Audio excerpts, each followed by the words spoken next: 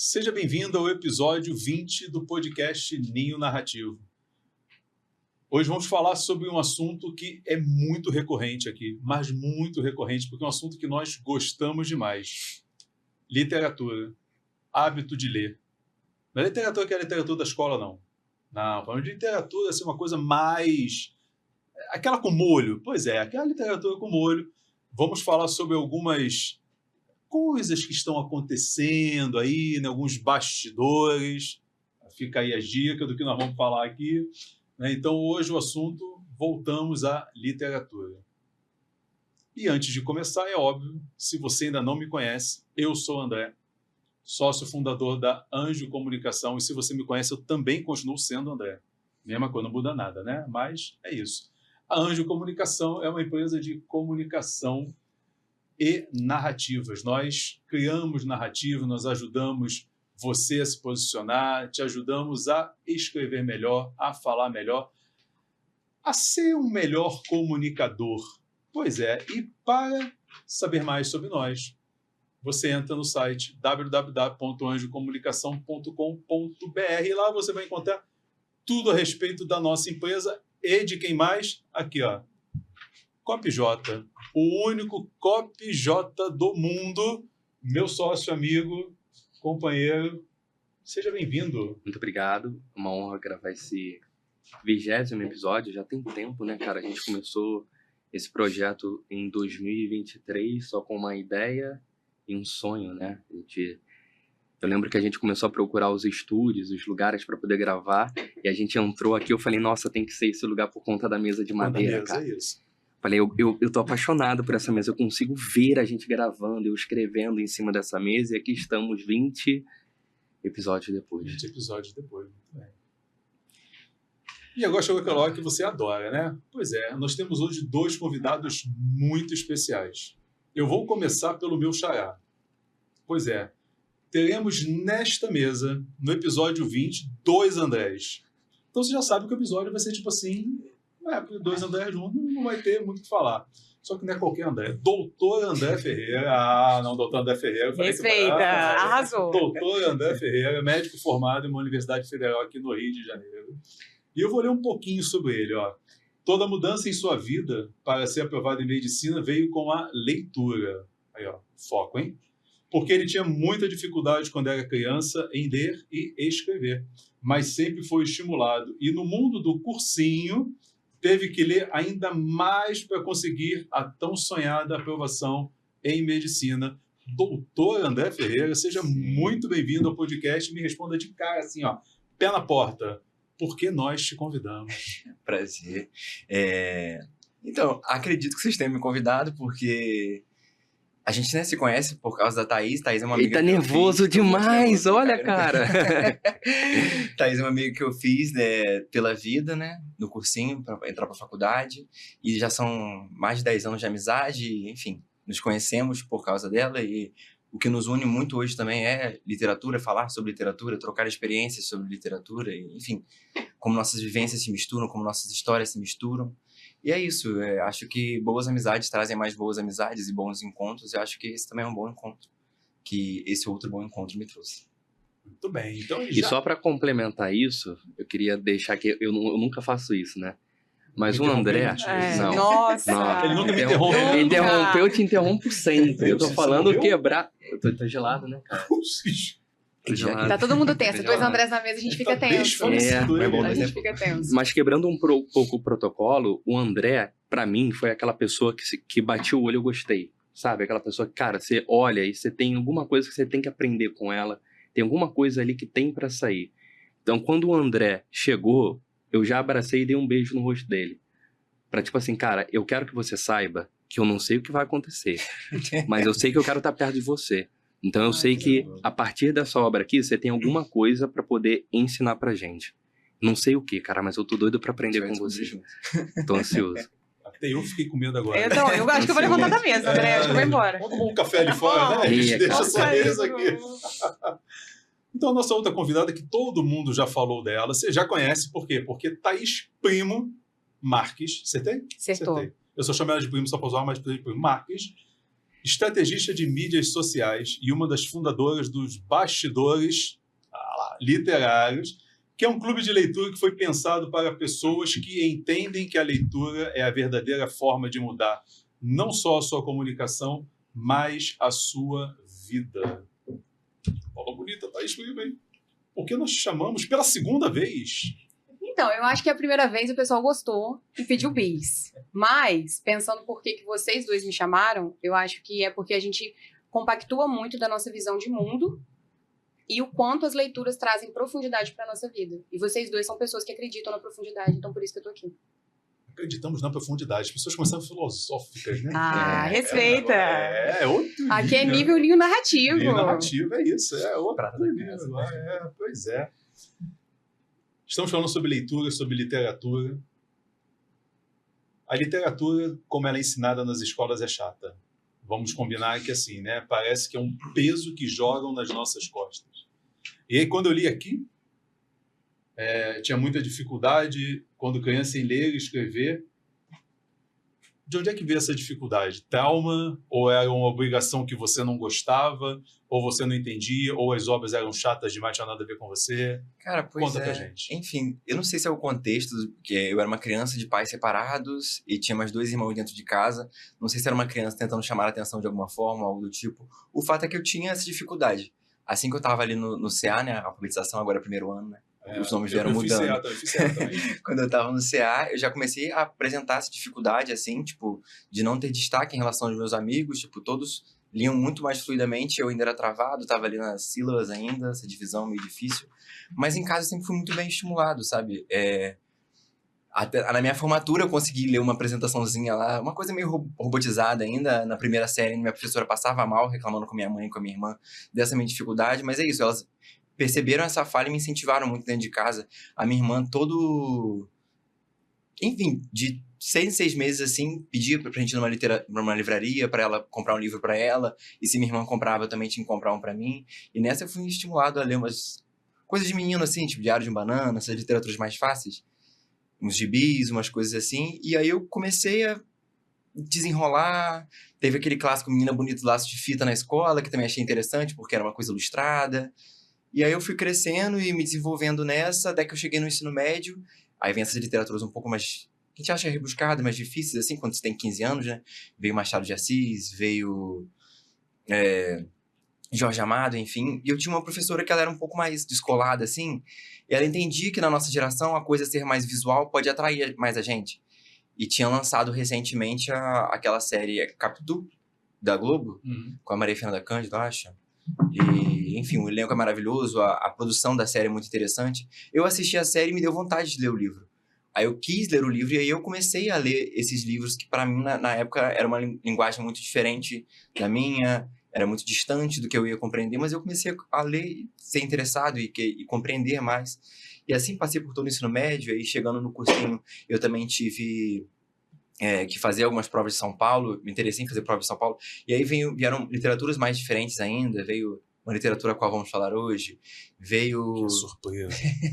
Não pode nem veio Iracema, veio Mayombe do Pepe Tela, Terra Sonâmbula do Mia Couto, e aí isso vai engrandecendo a gente, enriquecendo a gente em repertório, em conteúdo, e é o que a gente fala, tipo, eu sento numa mesa hoje e acho que tenho algo a acrescentar, talvez por ter tido literaturas muito interessantes, e isso vão me dar diferentes recortes e diferentes visões de mundo.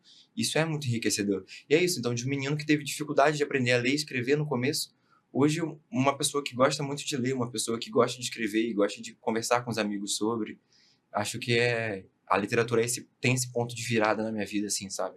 Acho que aprender a ler tornou-se muito importante para mim, olhando hoje tudo que li, tudo que passei, tudo que eu cresci nesse percurso, sabe? É isso. Muito bem. Eu ouvi Dona Thaís um dia falando assim, você tem que ler qualquer coisa, né? Toda literatura importa, né? Toda leitura importa. Por que toda leitura importa?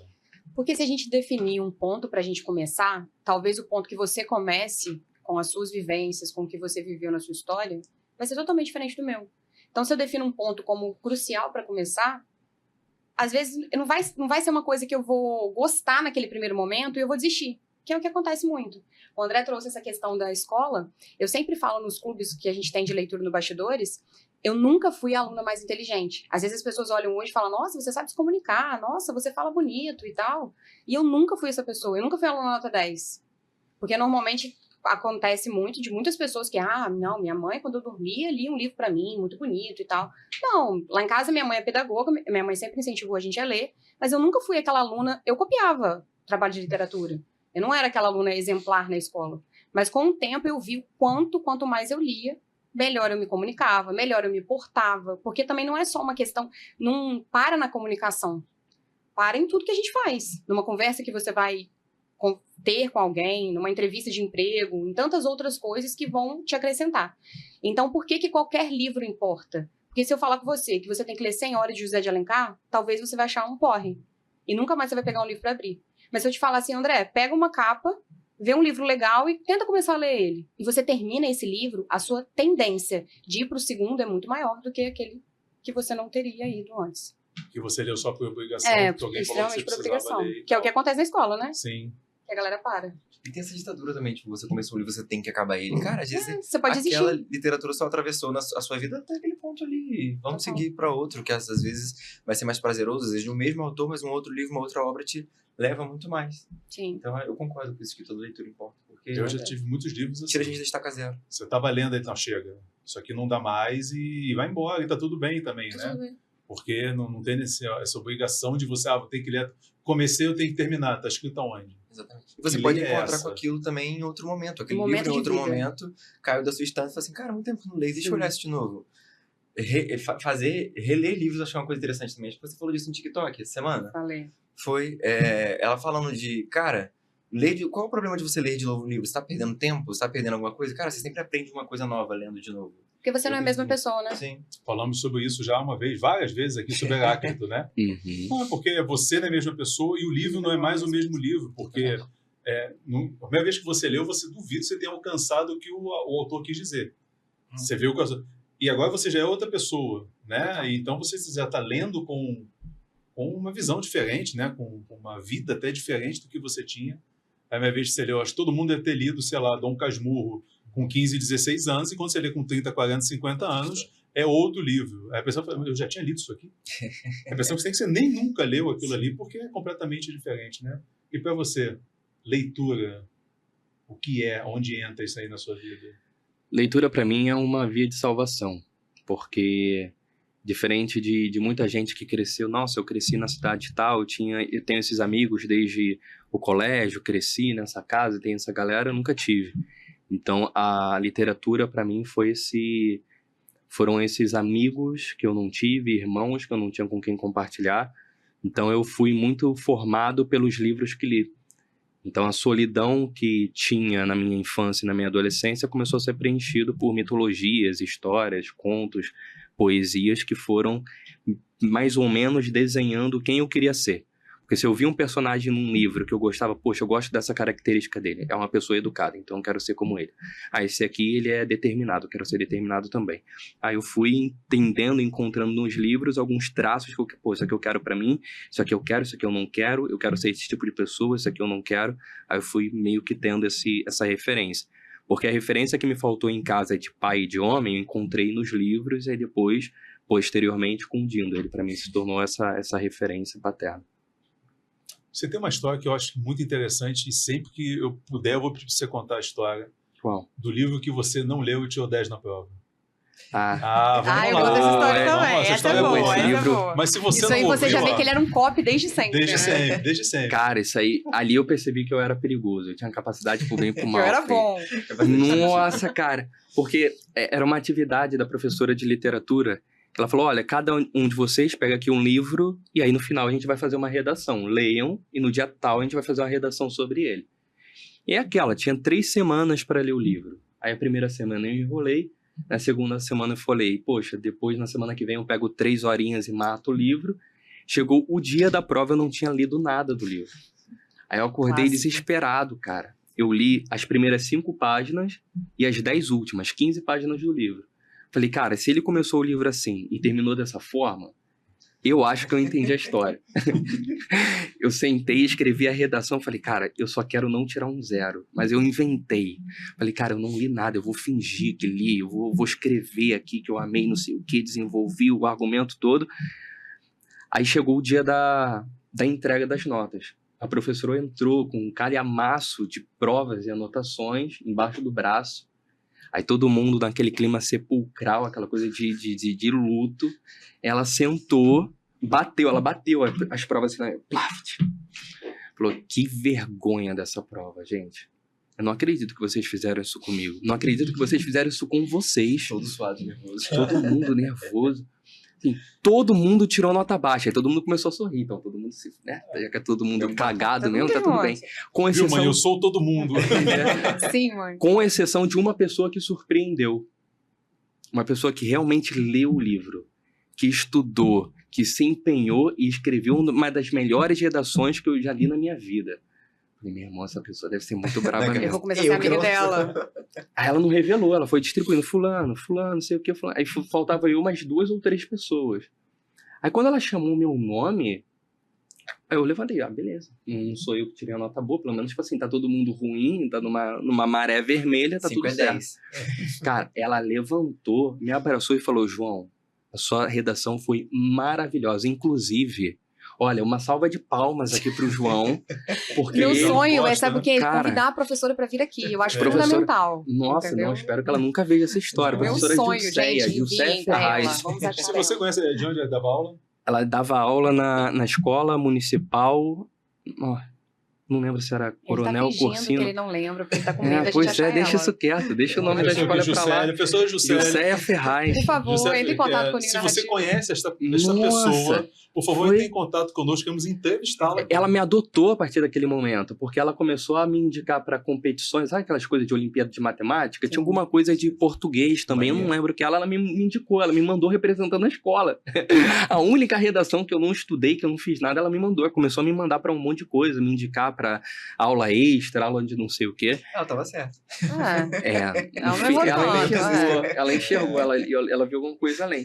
Mas ali pra mim, cara, aí tirando toda essa parte triste da história lúdica, né, essa coisa tão aumentada, essa palhaçada, eu já puxo um outro gancho, como as pessoas certas, elas têm a capacidade de te incentivar. Eu lembro que eu só precisava dessa palavra de afirmação dela, esse elogio, pra ver que, cara, eu sou bom em alguma coisa. Sim. Eu não era bom em nada, eu acreditava que não era bom em nada. Falei, cara, eu sou bom nisso aqui. Eu comecei a ler um livro atrás do outro, um atrás do outro, um atrás do outro, um atrás do outro. Aí minha vida pessoal, né, dentro de casa desmoronou. Meus pais divorciaram, meu pai foi embora. Eu falei, cara, eu não tenho nada, mas eu sou bom nesse negócio de ler e estudar. Aí eu comecei a focar. Uma coisa que eu acho legal é que você perguntou assim dos livros, né? No cursinho a gente é meio que obrigado, né? A gente tem uma lista obrigatória de ler e tal. Mas uma coisa que eu, Thaís, pós-cursinho, trouxe pra minha vida é que todas as pessoas que eu mais admirava e que eu queria chegar perto liam muito. Isso era um padrão que eu encontrei. Então eu falei assim, cara, se essas pessoas leem muito e elas conseguem alcançar lugares que eu quero alcançar, eu preciso ler mais também. Então, eu acho que a gente também tem que começar a ver os padrões de onde a gente quer chegar. E, normalmente, na maioria das vezes, eu não vejo uma pessoa com muito sucesso que não lê nada. Hoje a pessoa pode falar assim, hoje eu não leio tanto, mas teve uma parte da vida dela que ela se dedicou muito àquilo ali. Então, eu acredito muito que é um hábito que não é uma questão de escolha. Não, mas eu não sou muito bom. Porque tem muita gente que fala isso. Não, mas eu não gosto muito de ler. Eu prefiro ver série. Eu prefiro ver audiobook. Cara, quando você pega um livro pra ler, principalmente no mundo que a gente tá vivendo de internet, de celular o tempo inteiro, parar pra ler um livro é treinar sua concentração. É treinar sua retenção. É saber o que você guarda, o que você não guarda. É pegar uma palavra e guardar pra você, no seu repertório, no seu saquinho de repertório. Então, assim, hoje também ler pra mim é estar perto das pessoas que eu admiro. Porque eu não conheço uma pessoa que tem muito sucesso na vida e que não tem familiaridade com livro, com literatura, com leitura, entendeu? Então, assim, procure a sua forma, mas leia. É fundamental. Eu me identifico muito com o que você falou, porque eu sou essa pessoa hoje, né? Eu fiz faculdade de filosofia e teologia. Então, durante 7 anos, eu li que nem um corno. Você ficou com ranço. Porque assim, você imagina assim, mas tem que ler muito. Você imagina que eu fazia 10 disciplinas na filosofia e cada uma tinha 4 ou 5 livros por semestre. Então você tem que ler muito. Não dá pra enrolar igual o JG, né? Não dá Não para dá. fazer uma redação, qualquer coisa assim e tal. E você nem consegue ler tudo que você tem que ler. Tem horas que você vai ter que escolher. Então, você está falando mais ou menos uma coisa, eu vou escolher esse aqui, escolher aquele ali, ler 2, 3 capítulos, e você acaba. Né? Então, hoje, por exemplo, assim, se eu puder não ler, eu prefiro não ler. Tipo assim, então, já li o suficiente na minha vida toda e tal. Mas não é que não leia, a gente estuda, né? A gente tem um grupo, né? o C3, onde a gente estuda uma obra, toda semana tem ali a leitura, a gente sempre lê alguma coisa, né? de igreja, de outras coisas, assim, né? Porque a gente sai em missão, então a gente precisa estar sempre atualizado. Estou numa pós-graduação agora, né? Começando mais uma pós-graduação, acho que é a minha 5ª. Justamente, eu sei que não vou fazer uma pós-graduação sem ler. Não é sobre isso, assim, né? Mas eu me vejo muito nesse ponto. Eu passei um tempo na minha vida tendo que ler tanto que hoje, você vai escolher o que para ler? O Gibi da Turma da Mônica. Que é uma leitura. Total. De certa Total. forma, uma leitura, né? E é uma leitura, para mim, até de memória. Porque eu fui alfabetizado lendo o Gibi Turma da Mônica. Que legal. Então, hoje, quando você pega aquilo, ou qualquer coisa relacionada, não é a leitura em si. É todas as memórias e toda a tua história que está voltando ali. Mas eu penso também ser fundamental você ler, assim, eu não consigo ser que nem o J. Gui. Ele, às vezes, está com 5 livros ao mesmo tempo. Eu não dou conta de um. Eu sou muito assim, eu não consigo Não, ler, eu não consigo não ler dá um pra livro mim só. também. Isso pra mim é, Não. assim... Eu, se tiver que ler o 2º livro, quando eu voltar para o meu, eu tenho que começar todo de novo, porque eu já não sei mais o que ler. Eu já misturo o personagem, já viro, tipo assim, um super... Na minha cabeça eu não consigo. Mas é uma dedicação. Sim. Né? E é uma mudança de vida, né? A leitura, né? Ela te ajuda a falar melhor, ela te ajuda a se posicionar melhor. E, de certa forma, ela até te traz conteúdo, né? Porque Total. eu não sei se só eu percebo isso, eu estou ficando velho chato, né? Aos 50, depois de 50 você fica muito chato. Eu nasci muito chato. Com 50, você imagina, são 50 anos de experiência Sendo chato. sem ser chato. Mas eu vejo hoje as pessoas vazias, Sim. né? Sem conteúdos e tal. E no dia a dia de vocês, como é que é isso? Assim, são vazias mesmo ou eu sou chato demais? E como é que faz para contornar? Começa, doutor. Você pode começar eu? Vai, Então, ímpar.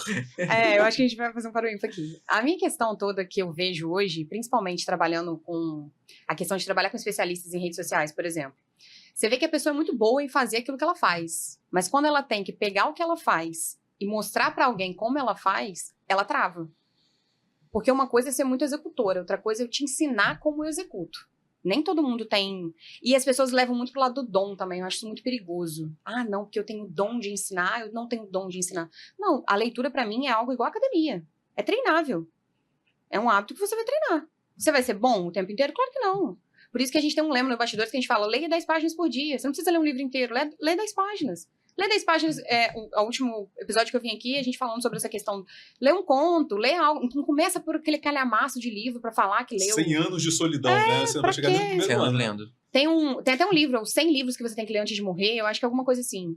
Eu acho um pouco perigoso essas listas, essas coisas. É o que eu tô te falando, mais uma vez, essa coisa de eu tenho que fazer o que todo mundo faz.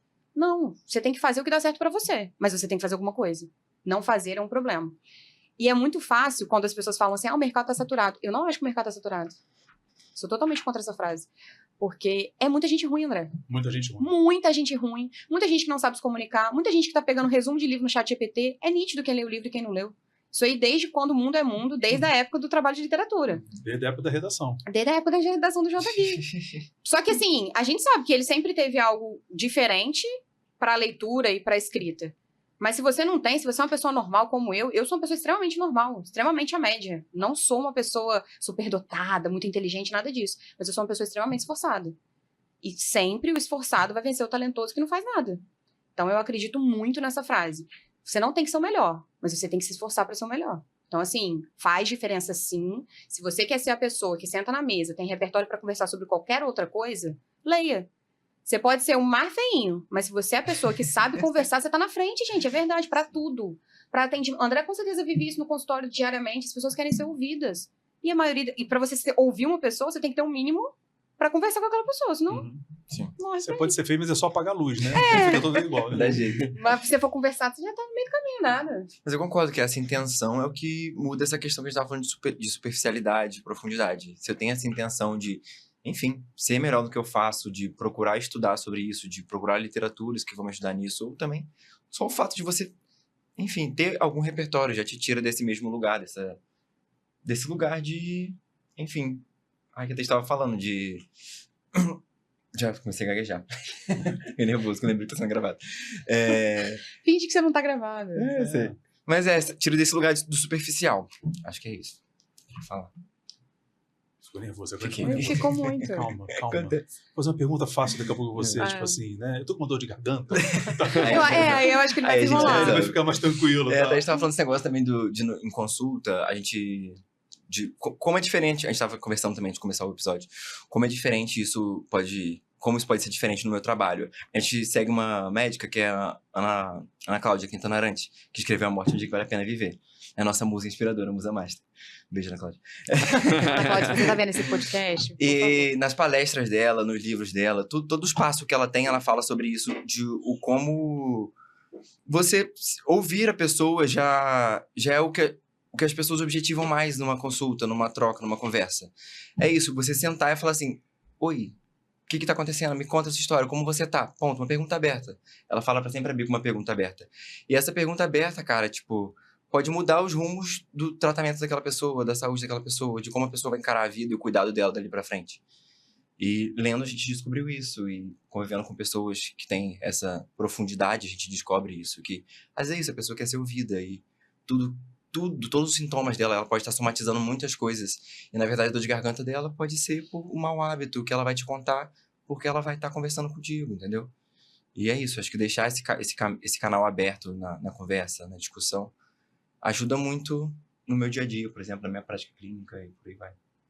É muito interessante isso que você trouxe. Eu tenho até uma história que não aconteceu comigo, mas foi uma pessoa muito próxima, que é uma pessoa que fazia atendimentos, né, a outras pessoas, né, e rezava com as pessoas e tal, né, dentro de um movimento dentro da igreja.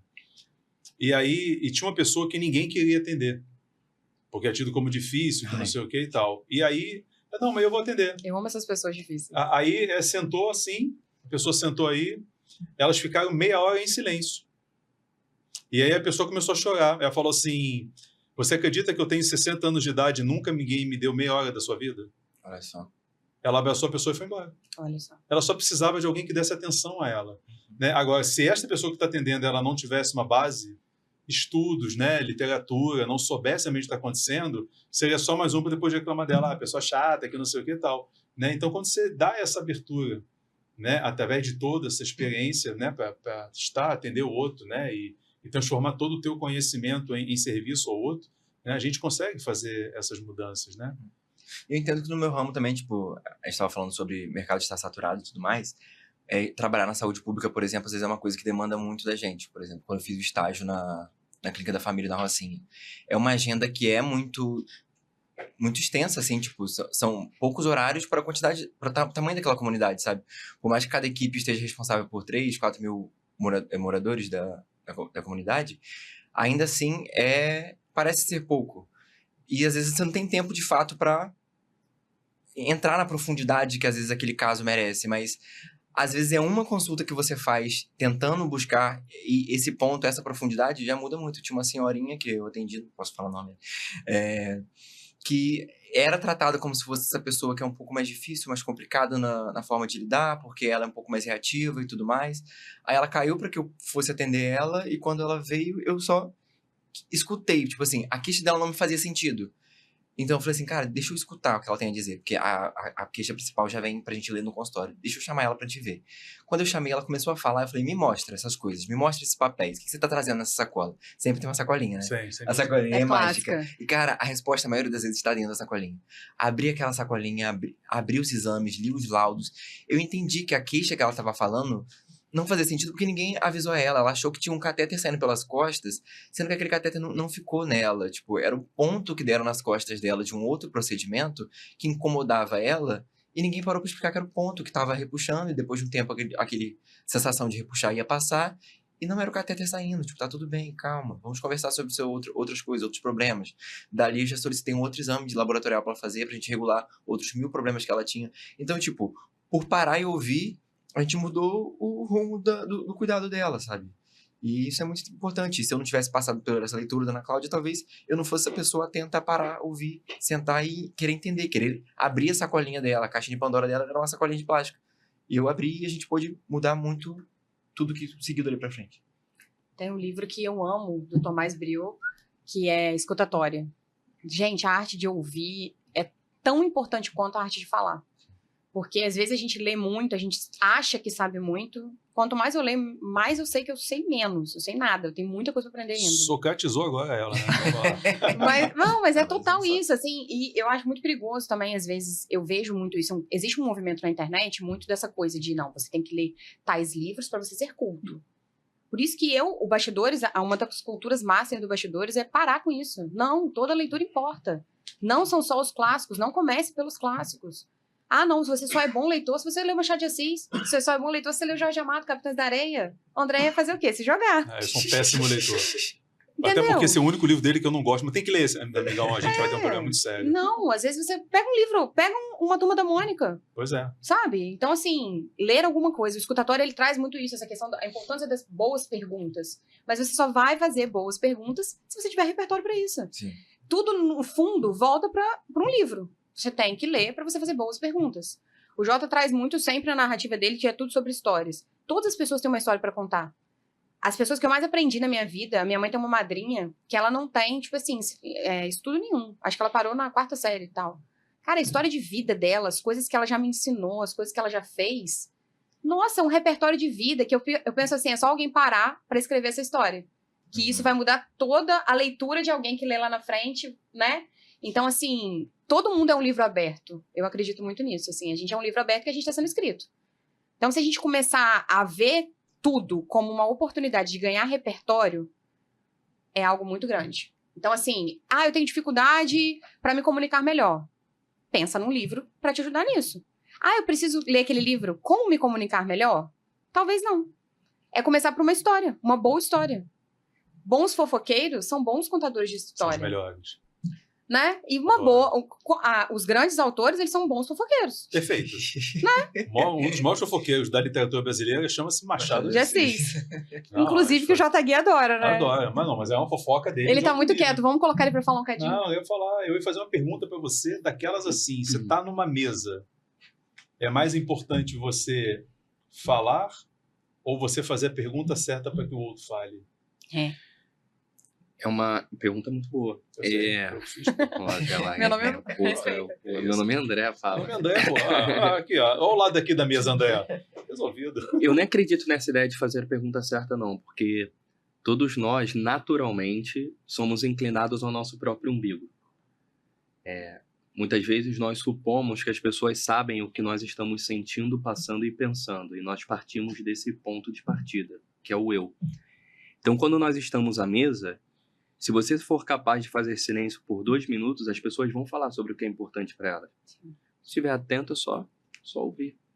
Uma vez eu estava num evento presencial, e aí estava com um cliente, aí um amigo desse cliente chamou ele para sentar à mesa. Só que eu era um mal necessário, nós estávamos juntos, então me chamou também. Era um mal necessário. Um mal necessário, eu completamente desconectado, só médico extremamente qualificado e altíssimo nível de São Paulo, só anda em carro blindado, uma coisa absurda. Mas beleza, fui lá. Tô sentado, eles conversando sobre tudo, não sei o que, não, porque minha vida, não sei o que, aconteceu tal coisa, foi difícil, não sei o que e tal. Eu só ouvindo as histórias. A dificuldade deles, nossa, que vida difícil, né? Só meu Deus, eu queria essa vida. Nossa, eu fingindo demência, até que uma médica, tipo assim, olhou e falou, e você, quem é você? Eu sou o João Guilherme, sou estrategista do fulano. Falou, tá, e de onde você veio? Eu sou do Rio de Janeiro e tal. E como é que é o Rio de Janeiro? Falei, que Rio de Janeiro? O Rio de Janeiro da mídia ou o Rio de Janeiro de onde eu vim? Aí ela ficou curiosa. De onde você veio. Aí eu contei um pouco da história da minha família. Naquele momento, todos os médicos pararam de conversar e começaram a prestar atenção em mim, querendo saber, porque eles nunca ouviram nada parecido, não existia no repertório, no mundo deles. E aí, quando eles começaram a compartilhar e trocar histórias e tudo mais, eu comecei a conhecê-los atrás da máscara. Da máscara, não que eles fossem falsos, mas da imagem dos médicos ultra bem-sucedidos de São Paulo, começaram a aparecer as pessoas. Sei lá, o Bruno, nomes fictícios, tá? Aí tinha lá o Tiago, aí tinha a Juliana, aí beleza, aí a gente começou a gerar uma conexão. Quando as pessoas contam as próprias histórias, elas se colocam num lugar de vulnerabilidade. Sim. Toda vez que você conta uma história para alguém, eu acredito que é o maior ato de amor que você pode fazer pela pessoa. Um dos maiores, na verdade. Que é quando você pega aquilo que você é e coloca à mesa ser como quem serve um prato e diz, você quer isso? E a pessoa tem o direito de falar, eu acolho, eu quero, ou eu não quero. E uma forma, um ato de egoísmo é você ocultar e esconder a tua história. Porque aí você é um mascarado, você é um misterioso, você é uma pessoa oculta, uma pessoa que é extremamente reservada. Então, respondendo objetivamente a sua pergunta, eu acredito que não é fazendo boas perguntas, mas só sendo capaz de fazer silêncio só um pouquinho de tempo, porque as pessoas vão falar aquilo que você quer que elas saibam, o que elas querem que você saiba. Mas, de certa forma, você, quando eu falei em pergunta certa, perguntas boas, você fez a pergunta certa. Para que ela pudesse falar, né? Também. Quando você falou assim, como é Rio de Janeiro? Qual Rio de Janeiro? Sim. Então, é sobre esse tipo de pergunta que eu me referia. Né? Não é você fazer aquela pergunta, tipo assim, a pergunta que vai cair não é a do Enem, não é essa, né? Mas é justamente essa pergunta, qual Rio de Janeiro? A partir desse ponto partindo disso, então aquela médica fez uma pergunta perfeita. Ela perguntou, quem é você? Pois é, quem é Acabou. você, né? Que são perguntas então, que vão fazer com que a pessoa saia como assim, qual Rio de Janeiro? Ou seja, eu achava que estava dominando, tem mais de um Rio de Janeiro? Entendeu? Pois é, mas assim, é a pergunta certa. Mas assim, você só é capaz de fazer uma pergunta dessa quando você tem bagagem, quando você tem repertório. Se a sua mala estiver vazia... Você não vai conseguir fazer. Você fala assim, o Rio de Janeiro, aquele lá, né? Da praia, de Copacabana, da Lapa e tal, que também é Rio de Janeiro. Mas qual é o Rio de Janeiro que a gente está falando aqui? Né? Se o assunto está pessoal, qual Rio de Janeiro eu tenho que te apresentar? Né? Então, é sobre isso. Isso faz parte de repertório. Né?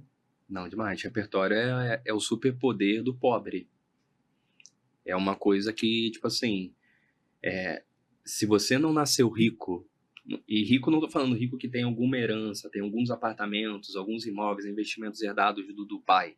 Tô falando rico do tipo, se você não tem dinheiro suficiente para parar de trabalhar pelos próximos 10 anos sem diminuir em nada o teu estilo de vida, você não é rico. Então, se você não está nesse lugar, o teu superpoder é o repertório. Você tem que ler, tem que viajar, tem que ver museu, tem que ouvir história, tem que sentar na praça e ver um velhinho carente, trocar ideia com ele. As melhores histórias que eu ouvi foram de velhinhos, cara. Não foi dos livros, né? Tem isso. Exato. Porque, na verdade, a pessoa, quando tem muito tempo de vida, vamos dizer assim, ela é um livro, né? Como você disse, ela é total, assim, a história dela, as coisas que ela vai falar, as experiências dela. Eu tive muita sorte, vamos dizer assim, né? Não gosto dessa palavra, mas por eu ter feito teatro, é quase que obrigatório isso, você fazer esses laboratórios, né? Então, tanto que fala assim, você é fofoqueiro e tal, sou. Gosto, né? Gosto dessa palavra. Mas assim, gente. às vezes você tá ali, é natural. Você está vendo como as pessoas se comportam, porque quando você vai construir um personagem, você tem também de onde... Porque para construir um personagem, raramente o repertório de livro ajuda. Porque o personagem ele tem que ser humano. Eu não vou representar, eu vou ser um personagem. E aí, para ser um personagem, eu tenho que ser... como é que ele se comporta? Como é que ele atende? Como é que ele pede? Como é que ele fala? E aí você começa a prestar atenção. Eu já não faço teatro há muito tempo e continuo só na fofoca hoje em dia, porque é bom, né? Mas assim, faz essa parte porque você vai lendo as pessoas. Você vai lendo a sociedade, você vai lendo quem está ali à volta, né? Então é uma forma de ler também. Eu acho a mais difícil. Porque quando você cai só para fofoca, você acaba perdendo o objetivo daquilo, assim, né? Por que você está lendo essa pessoa? Né? O que você vai fazer com essa leitura? Mas eu penso que ler, às vezes, um livro, um gibi, é mais fácil do que ler uma pessoa.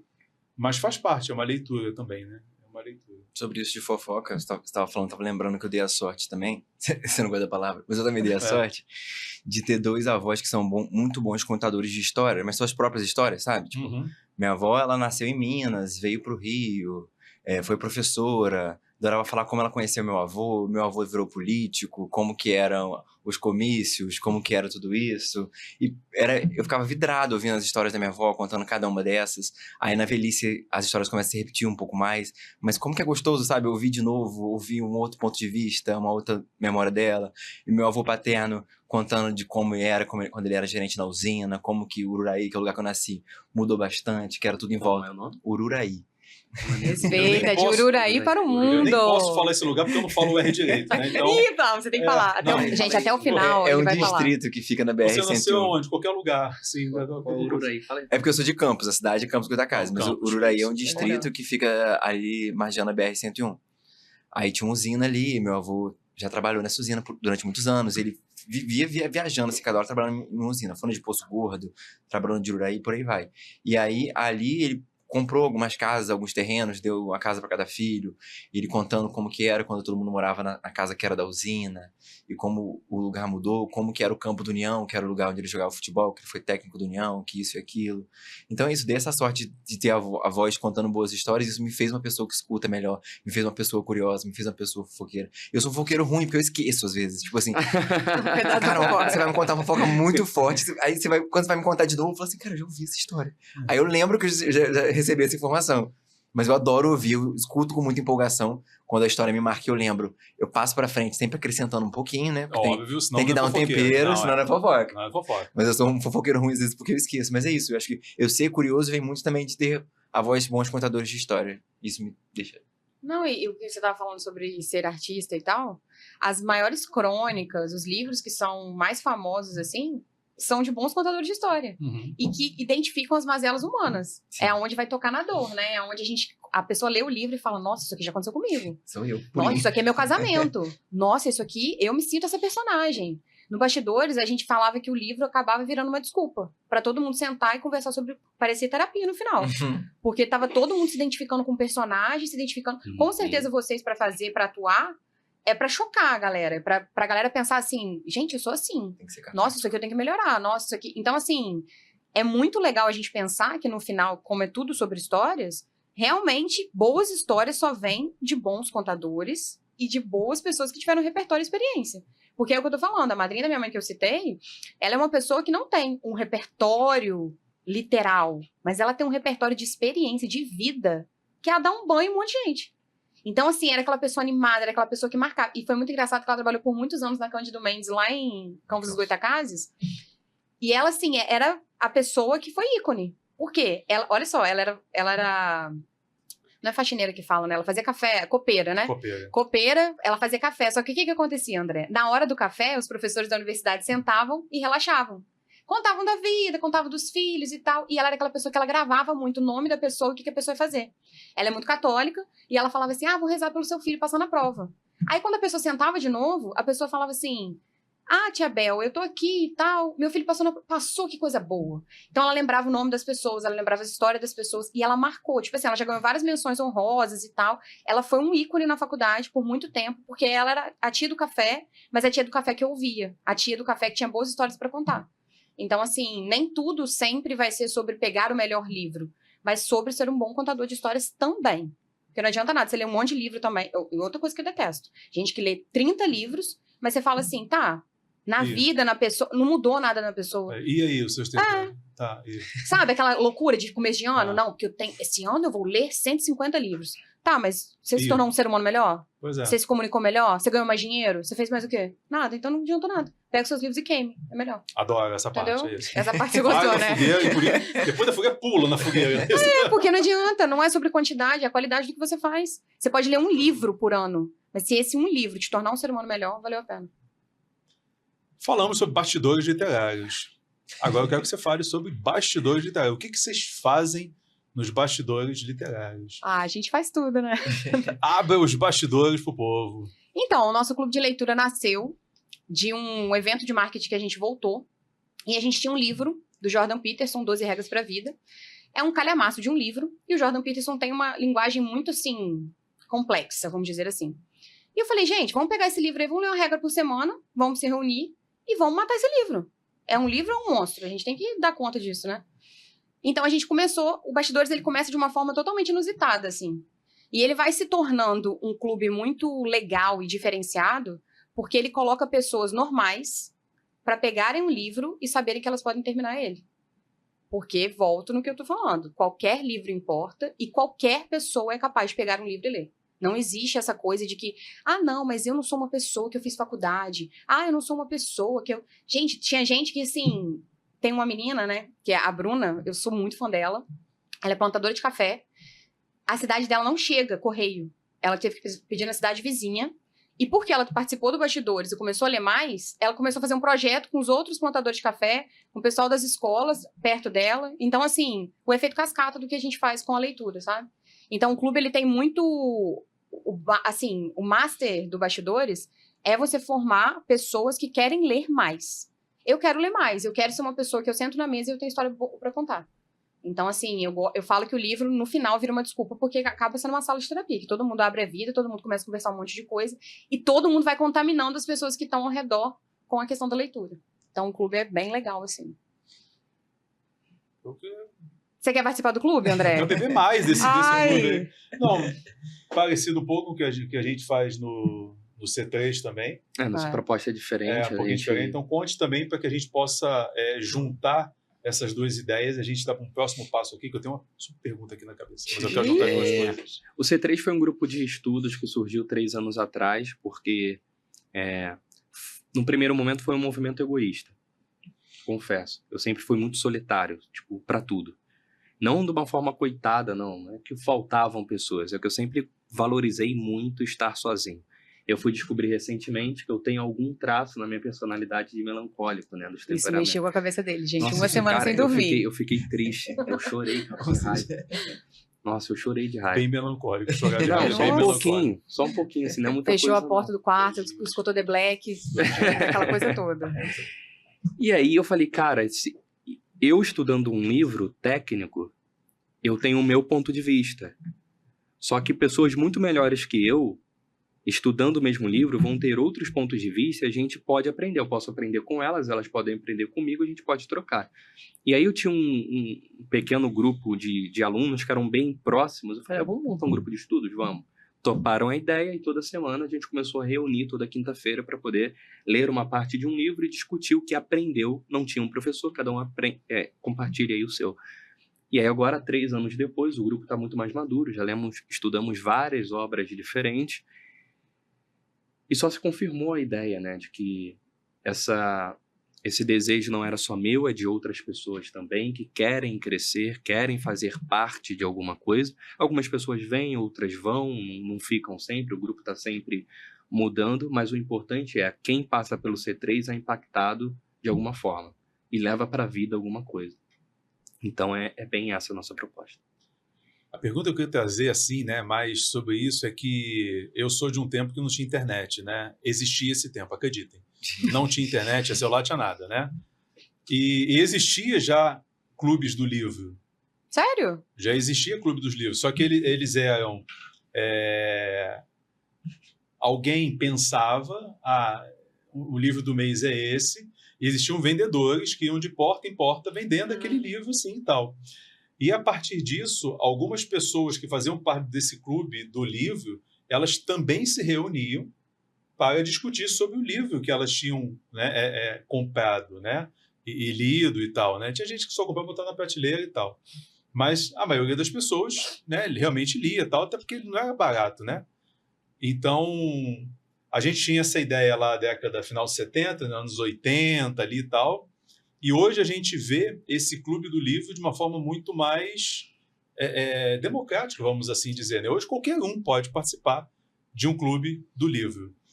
E a pergunta que eu queria trazer, né, tendo essas duas visões, né, dos bastidores e do C3, é justamente essa. O que você precisa, além da vontade de ler mais, para você participar hoje de um clube do livro? Então, é uma pergunta difícil. Pergunta fácil, não. É difícil. O que é necessário? Porque assim, para ler mais, estudar mais, tá.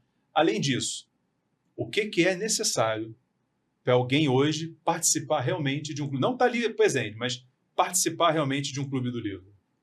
Eu penso que é romper com a inércia. porque às vezes você quer melhorar alguma coisa na sua vida, que é o que a Thaís fala, toma leitura de distância.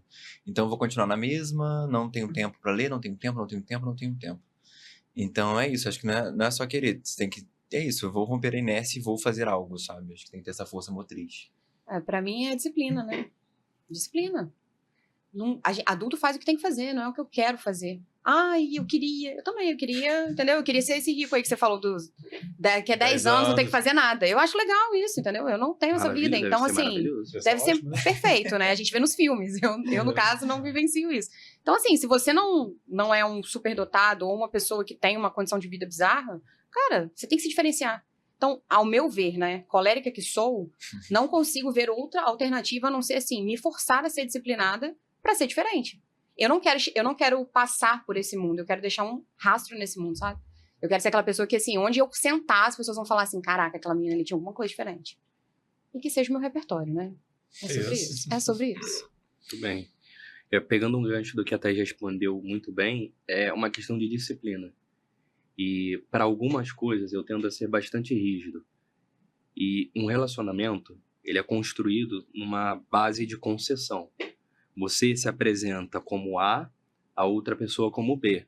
Só que quando vocês estão juntos, não é mais nem A nem B. O A precisa deixar de ser um pouco A e o B precisa deixar de ser um pouco B para se tornar uma coisa nova. Então, eu acredito que, além da disciplina de estar ali, é preciso estar disposto a viver o novo.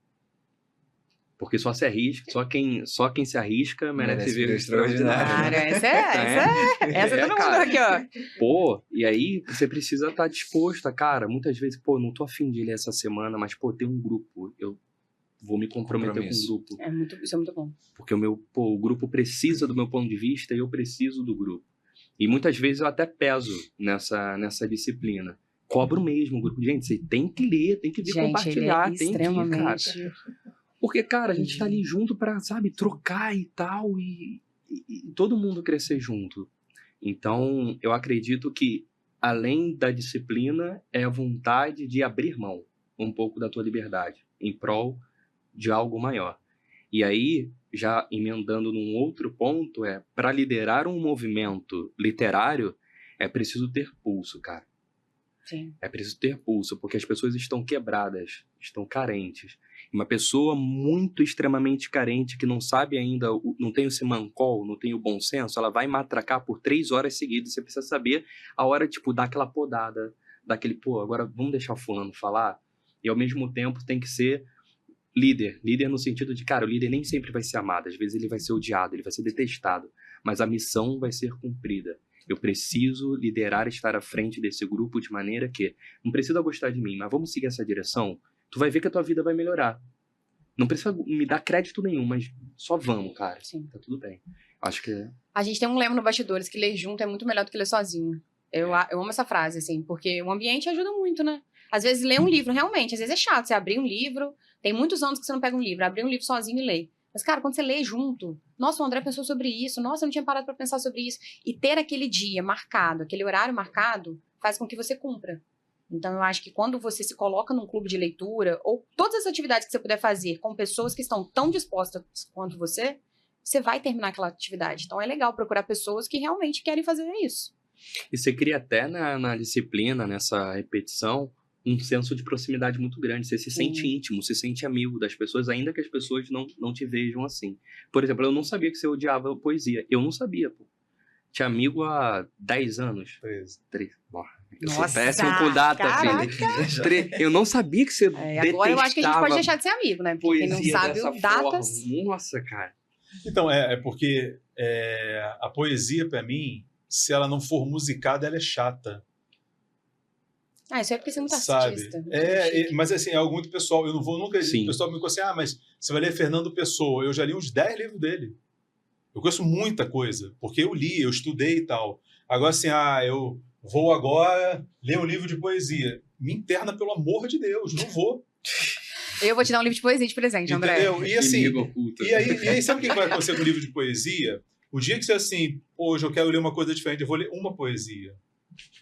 Porque eu penso que a poesia não é uma coisa assim, não, sabe? Quando eu falo que detesto... Não é nesse pra sentido, devorar, é pra sentir. Né? É assim, porque hoje eu quero, mas pode ser que a próxima vez que eu vou querer vai ser daqui a 10 anos. Me causa uma estranheza também livro de poesia, sabia? Pois é, eu não Já consigo. li alguns, mas assim, é isso. Acho que pra mim era uma coisa pra ser tomada em pílulas. É Não era isso. pra ser um xarope pra você virar o vidro inteiro. E é muito... E é muito Nossa, essa aí é... e tem que ser muito de vez em Anota quando. aí que eu vou assim. pegar depois. Pode ser uma por semana, uma por mês. Pra mim faz mais sentido também. Um momento, assim. Aí, às vezes, as pessoas não querem escutar você falando isso. Eu falo, não, eu detesto poesia. Pronto, tá resolvido. Porque aí você encerra o assunto. Uhum. Porque a pessoa não vai querer ouvir a explicação. Então, não tem nem assunto. Sim. Eu sou muito prático. É uma coisa que ele fala assim, nossa, você é prático demais. Sou, porque aos 51 anos, se eu não for prático, não tem mais vida, gente. Eu tenho mais passado que futuro.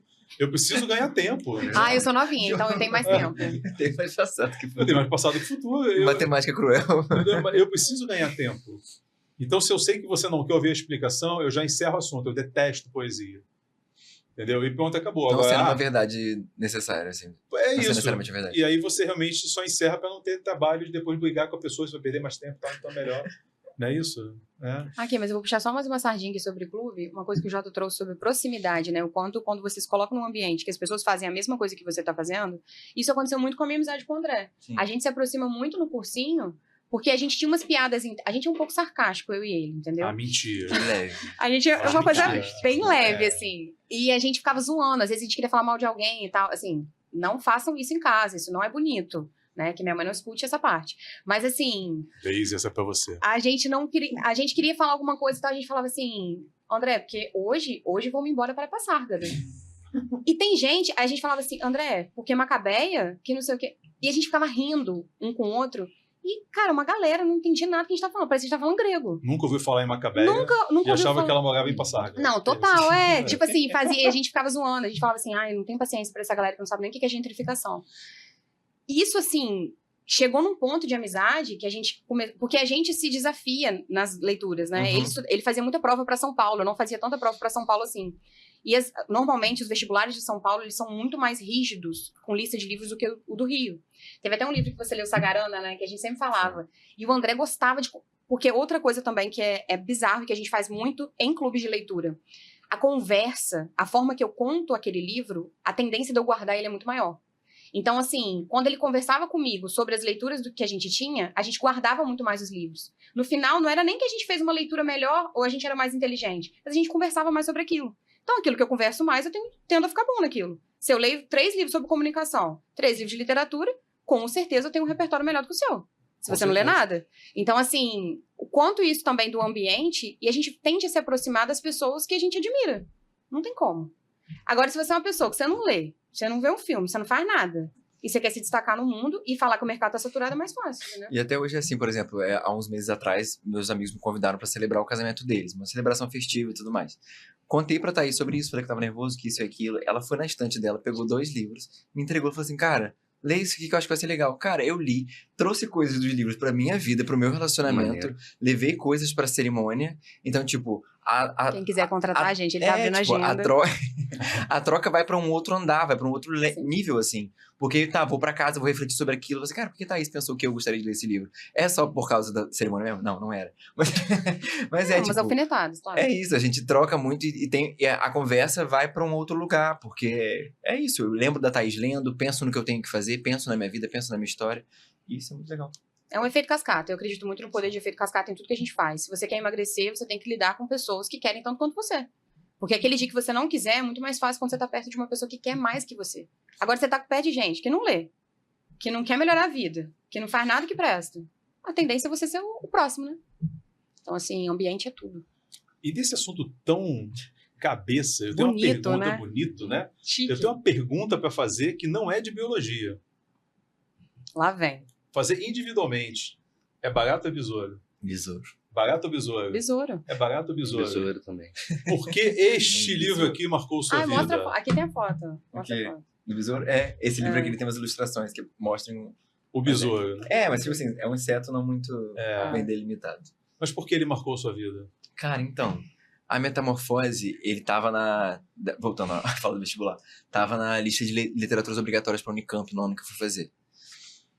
Nunca tinha ouvido falar do Franz Kafka na minha vida, confesso. Franz Kafka, tá, gente? Não é Kafta. Kafta a gente Kafka, come. a gente vai com fome, né? É. Tal, não Uma é isso? delícia também. Dá fome. E aí veio essa leitura nas listas obrigatórias. Enfim, fui a um sebo, comprei o livro, comprei o que eu achei. O Metamorfose era um deles, não era esse aqui, era um de capa branca, assim, que tem um quadradinho na frente pintado. Fui emprestado, nunca mais voltou. Magoado até hoje. Eu acho que quem tá com livro pode Botei pra devolver. girar. Mas enfim, e aí eu comecei a ler e o que era pra ser uma leitura, tipo assim, pô, mais um livro que eu tenho que ler, tipo, vamos lá, obrigação, se tornou um prazer, porque começou a ser uma coisa muito interessante. Eu achei a história, ela foi me consumindo assim, que eu quis engolir o livro rápido, porque no começo é uma coisa meio fantasiosa, falar assim, beleza, o cara virou um besouro. A ideia nunca foi falar sobre o cara virar um besouro, não. Pra mim nunca foi. Acho que os outros assuntos que o Kafka traz depois são sobre como a utilidade de uma pessoa, como o que você é, como você se descobre como pessoa, e o que isso afeta na vida das outras pessoas, sabe? Relações interpessoais. Então me trouxe muito mais reflexões, assim, que eu levava pra terapia na época. E assim, é isso, tipo, me trouxe muito material, assim, pra minha autodescoberta, pra meu autoconhecimento. Cruzava muito com as ideias a gente estava estudando iluminismo na época, o saperial de que o Kant traz, ouse saber, ouse conhecer. E é isso, acho que a metamorfose me trouxe muito disso, muito de autoconhecimento, muito de se entender nas relações, de entender o que é... Enfim, essa relação de vantagem que as relações têm, tipo, até quando essa pessoa serve, até quando ela deixa de servir. Eu quero me manter nessas relações que só tô ali por interesse, que só porque eu sirvo pra alguma coisa ou não, entendeu? E se eu virar um besouro agora, se eu perder completamente a utilidade da minha vida, e aí, tipo, ainda vou ter essas pessoas, ainda vou ter essas relações? Então, por que eu me importo tanto com isso? Por que eu me importo tanto com essas pessoas? Por que eu me importo com que essa pessoa deixe de falar ou pensar sobre mim, sabe? Se deixar, eu vou falando. Não, vai falar, mas é justamente isso, é o objetivo. Você também trouxe, né? Que quando você leu, você também teve algumas reflexões sobre isso, né? Porque cara, eu lembrei muito agora do Jeff, mano. Me lembra muito, eu tenho uma boa vontade de chorar. Ele é igualzinho o Jeff, mano. Caraca. O Jota está emocionado, acho que eu vou falar no lugar dele. Thaís, enquanto ele se recupera. Não, que ele tá falando ali da questão de... Como é que fala? Do Kafka trazendo a utilidade das relações. É engraçado porque um livro puxa o outro. Isso acontece direto, tá, gente? Você vai começar a ler um livro, você vai começar a lembrar de uns livros nada a ver, que você vai falar assim, como que esse livro tem a ver com esse livro? Uma das coisas que eu penso nas relações, e é um livro que eu acho que todo mundo que se relaciona nesse planeta Terra tem que ler, é As 5 Linguagens do Amor. E o autor, né, que é o Gary, ele fala sobre a questão de que num relacionamento, seja ele de amizade, amoroso, o que quer que seja, se você espera 50% da pessoa e 50% seu, a relação nunca vai dar certo. Porque a relação nunca é 50-50. Tem dia que o André vai precisar de 90% da Thaís e eu vou precisar de 10% seu. Tem dia que eu vou precisar de 100% seu, porque eu vou estar 0%. Então, assim, eu acho que o que ele traz, né, dentro dessa história toda, ele traz a parada do quando você perde a utilidade para sua família. Até quando ele perdeu a utilidade dentro da história toda, ele fica preocupado, né? Meu Deus, eu tenho conta para pagar. É um desespero que a gente vive essa vida o tempo inteiro. E quando a gente tem relações muito doentias, mais ainda, quando a gente perde a utilidade, a gente fala, cara, e aí? O que eu sou? Se eu não sirvo para você, eu sirvo para quê? Né? Então, assim, eu acho que é um livro que ele incomoda. Normalmente as pessoas que leem Metamorfose falam isso. Gente, é um livro que incomoda, é um livro que você tá lendo, você não sabe o que você tá lendo, você chega num ponto que você não sabe onde você tá. Por isso, porque você começa a pensar assim, gente, eu tenho 5 amigos. Eu tenho 5 amigos mesmo ou não? Ou eu sou útil para essas pessoas? Essa é a grande questão na vida. Porque a minha relação com o André, por exemplo, o André é meu melhor amigo. Então, eu posso falar sobre isso. A gente fala que a amizade é o amor que deu certo. A Ana Sui traz isso. Inclusive, um livro que eu emprestei para ele fazer esse casamento fala essa frase, a amizade é o amor que deu certo. Porque numa relação, principalmente de amizade, eu tenho que entender que vai ter hora que eu vou precisar muito mais de você do que você de mim. E se eu sou só amada porque eu sou útil, não vale a pena estar nesse amor, sabe? Então, assim, eu acho que o Metamorfose, ele traz muito isso. A questão da utilidade das relações. E ele te incomoda a pensar nas suas relações. Os livros, eles têm esse papel bizarro. Você acaba de ler um livro e você pensa, meu Deus, e se eu virasse um besouro? E se eu virasse uma barata? Não, uma barata não. Entendeu? A barata, como eu seria? Melhor. Não, e pensar assim, será que eu não sou, às vezes, uma barata? Que todo mundo quer se livrar e tá nem aí? É interessante pensar sobre isso. Eu acho que a ideia também. das pessoas também de pensar na barata é, tipo, o ser mais repugnante da face da terra. A questão de ter uma assim, coisa é nojenta, isso. né? Tipo, Porque ele traz isso. até se ele tiverem traz- nojo de mim, Sim, ainda vão me tratar com respeito, ainda vou ser um membro da família. Tem um momento do livro que eles falam isso, tipo, sim. ele ainda era um membro da família, mas às vezes a pessoa deixa de ser um membro da família porque te desagradou de uma hora para outra, entendeu? Mas até ele chegar nesse ponto, ele era importante porque ele era útil. Né? Então, assim, quem realmente gosta de você? Fica a pergunta aí, gente. Esse livro me incomodou bastante quando eu li, porque não foi um livro que eu gostei, eu não gostei desse livro. Porque ele gerou muito mais incômodo que benefício. Tipo assim, não foi um livro, nossa, terminei, maravilhoso. Ele me deixou muito reflexivo. Deixou, tipo assim, cara, que pesado isso aqui. Eu acredito que o pior não é nem quando você se enxerga como um inseto. Porque isso é uma questão de autorreflexão, terapia, isso muda. Você resolve. Exercício, dieta, sei lá, vai em alguma igreja, oração, resolve. A autoimagem, isso você resolve. O problema é quando pintam você como inseto. Sim. Quando desnaturalizam a pessoa que você é e tudo que você construiu, literalmente, em questão de minutos, como se você fosse um inseto, a pior pessoa do mundo. O pior bicho do mundo. Aí todo mundo vira as costas. E isso é um problema.